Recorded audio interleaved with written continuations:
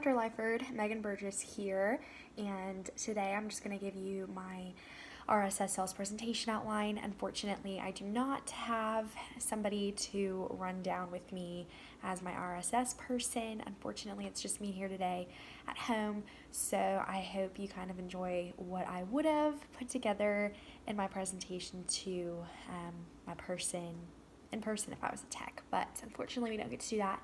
A brief kind of rundown of my RSS product and presentation. The company I would have been representing is the Impossible Foods Company. They create different plant-based protein alternatives, plant-based foods in general, and they are innovators in terms of creating plant-based protein alternatives, which is so interesting to me as a consumer and as a student in the ag college here at Tech. And what I'd be selling is the Impossible Protein, which is the plant-based protein alternatives to Market Street grocers here in Lubbock, Texas.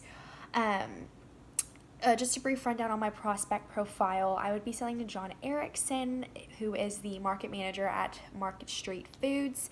He's in his mid-40s. He's been married for a number of years and has a few kids that go to Tech, some of which would attend the alma mater.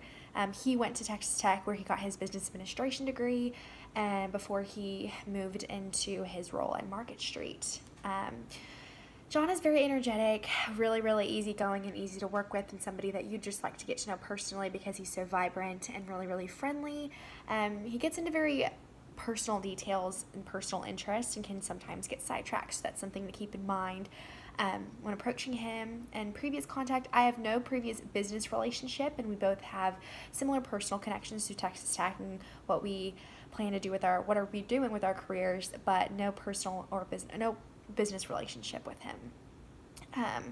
Market Street is the top tier prospect in Lubbock that our company would want to move forward with. They offer a variety of organic protein, organic options, fresh, wholesome meals, wholesome foods that are top tier in Lubbock. If anybody wants to go and get those kind of fancier top of the line items, they're probably going to run over to Market Street.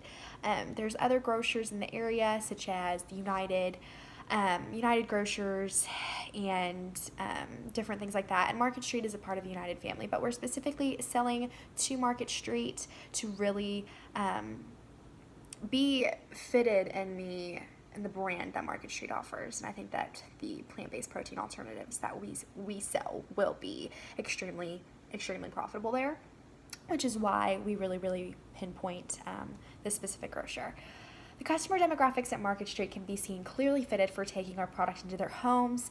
These customers are, of course, financially capable of making the purchase decision and are already reaching for those fresh organic alternatives that I was just discussing when shopping at Market Street. When you want to go and get the organic strawberries that are a little bit more expensive, but you're willing to pay the price, you go to Market Street, and that can be seen, that has been seen, and that is why Market Street was created in Lubbock. Lubbock markets do not currently possess a niche market for the plant-based protein products, meaning you cannot go to a grocery store in Lubbock and pick up a plant-based protein alternative, which I find extremely interesting.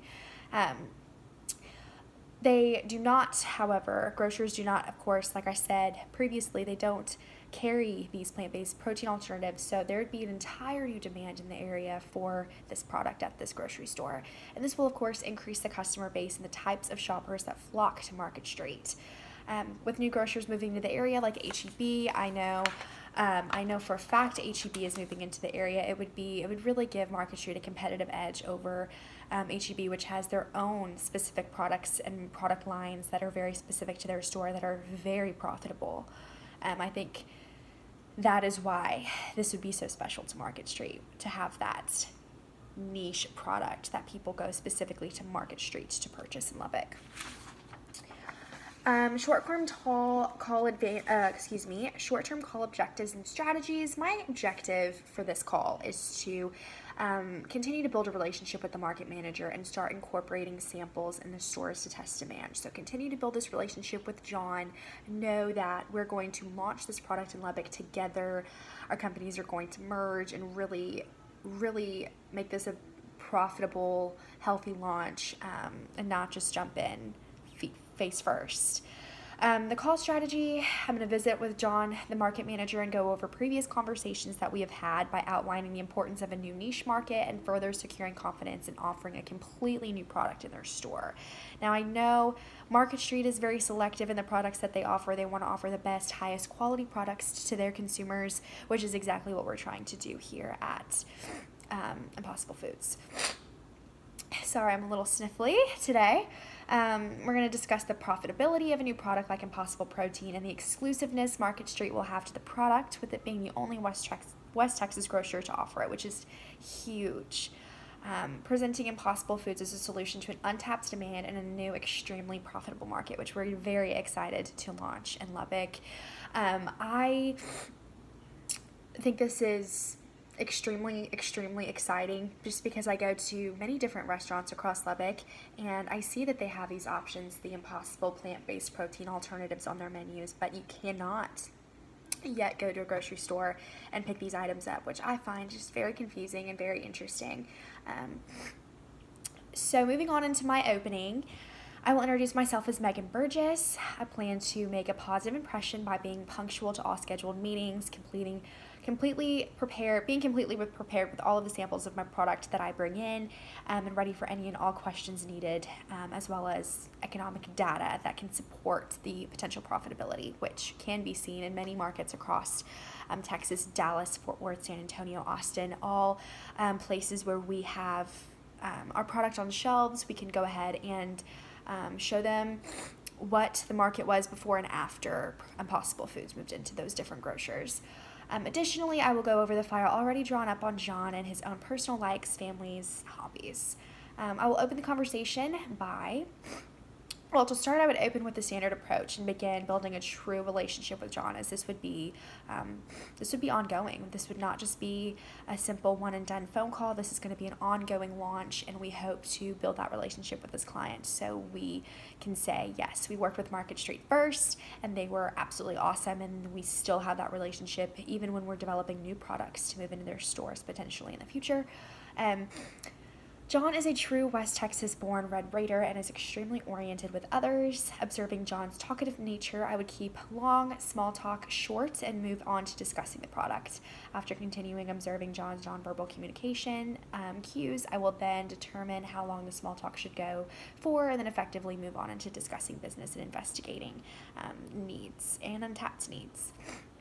I intend to build rapport by just mentioning John graduated with a business administration degree from Texas Tech in '98. As a fellow Tech alum, I would start by discussing our time at Tech and the similarities that we share in Lubbock. His daughter Rebecca recently graduated with the same degree I have, and I'd probably continue to ask more about his family because he does love talking about his family. In terms of probing, I think probing is definitely interesting here. At this point, we move into an area where the needs aren't necessarily clear. They're not clear cut. I think that it's always, new and fresh ideas are always needed and they're always in demand. But in terms of this entire new market, the needs are definitely a little bit different than in just a clear cut product. I'll ask the following probing questions. Starting with John, how do you feel about creating a new niche market in Lubbock exclusive to your store? So ask him, what do you feel about this market? I find many Lubbock eateries to be embracing plant-based protein alternatives on their menus currently. Do you find these consumers to encompass an untapped demand for finding these items at their local Market Street? I would ask, what are your current feelings about organic and plant-based offerings in your store as of now? How are they doing in terms of that fresh, wholesome, organic edge that is specific to Market Street and that you can find there? How are they doing in terms of, are they getting off the shelves? How are they doing in terms of profit?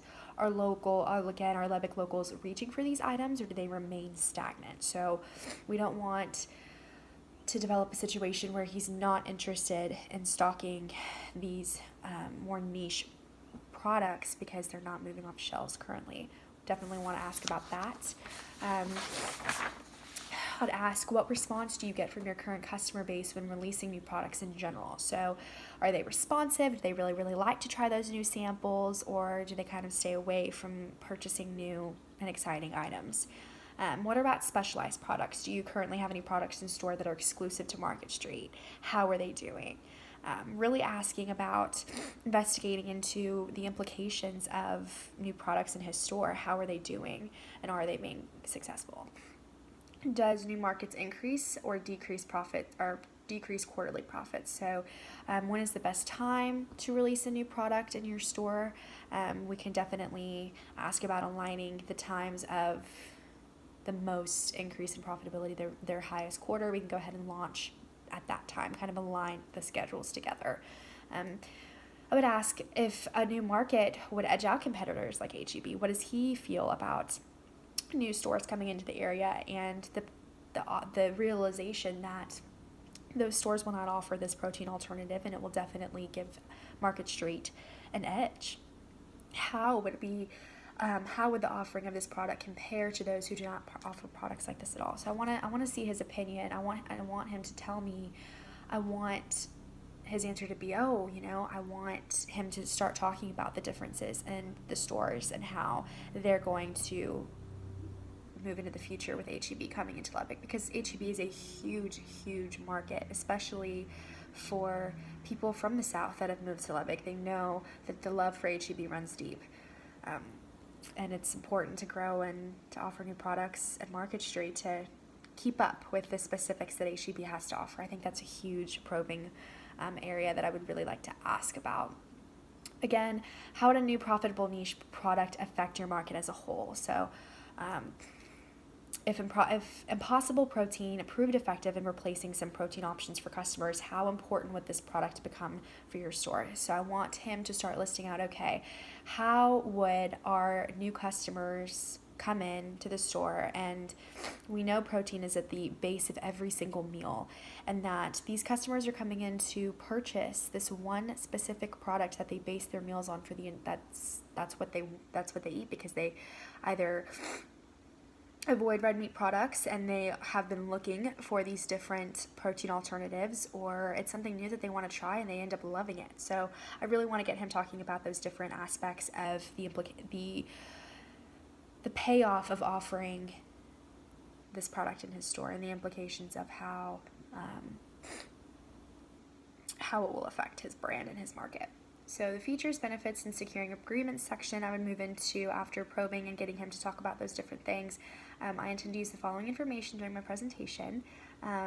So feature, John, the best thing about Impossible plant-based protein is its ability to replace meat protein for consumers who desire it or become a staple in their pantry along with meat.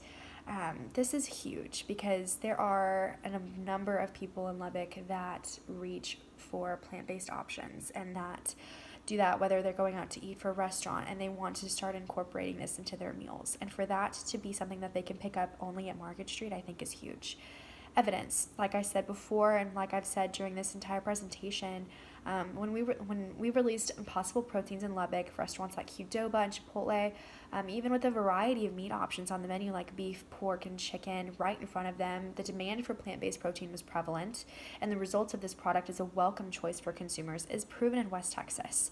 I think that it's going to be so interesting to see customers be like, oh my gosh, I really, really liked that plant-based protein at Qdoba when I got a taco there the other day, and now I can cook it at home. Oh, but it's only at Market Street. So being able to go and pick that up from the grocer is such a new and fresh find, I think, for consumers in Lubbock.